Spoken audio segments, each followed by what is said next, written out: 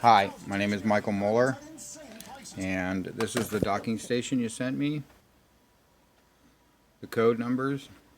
Here's my two hard drives, and here's the unit. Seems to be in a good working condition. Everything is good. Here's my computer. I plug it in, and I can feel it start up, but I get nothing on my computer. It worked for the first few days, and then all of a sudden quit.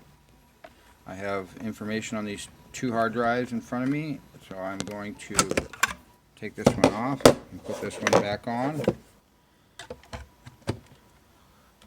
and I get nothing on my computer. Nothing pops up. So when we turn the unit off,